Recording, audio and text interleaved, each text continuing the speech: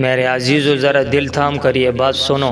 نبی کریم صلی اللہ علیہ وسلم کی حدیث مبارکہ ہے کہ جب ایک بندہ جنت میں داخل ہوگا تو سب سے پہلے اپنی نعمتیں نہیں دیکھے گا، اپنے محل نہیں دیکھے گا، بلکہ پوچھے گا یا اللہ میرے ماں باپ کہاں ہیں، میری بیوی کہاں ہے، میرے بچے کہاں ہیں؟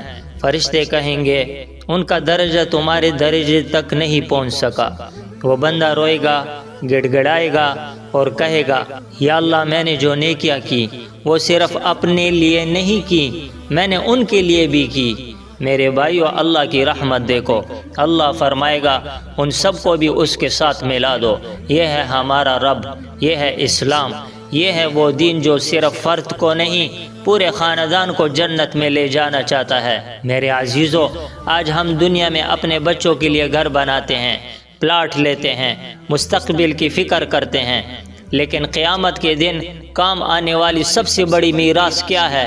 ایمان، نماز، نیکی، تقوی۔ اگر باپ نیک ہوگا، ماں نیک ہوگی تو اللہ اولاد پر بھی رحم فرمائے گا۔ اگر شوہر نیک ہوگا تو اللہ بیوی کو بھی اس کے ساتھ جنت میں جمع کر دے گا۔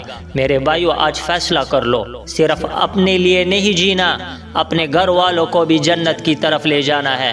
نماز خود بھی پڑھو، بچوں کو بھی سکھاؤ، حرام سے خود بھی بچو، گھر والوں کو بھی بچاؤ، کیونکہ جنت میں پہنچ کر سب سے پہلی خواہش یہی ہوگی یا اللہ میرے اپنے بھی میرے ساتھ ہوں۔ اللہ ہمیں وہ نیکیاں عطا فرما دے جو ہمیں اور ہمارے گھر والوں کو اکٹھا جنت میں داخل کر دے۔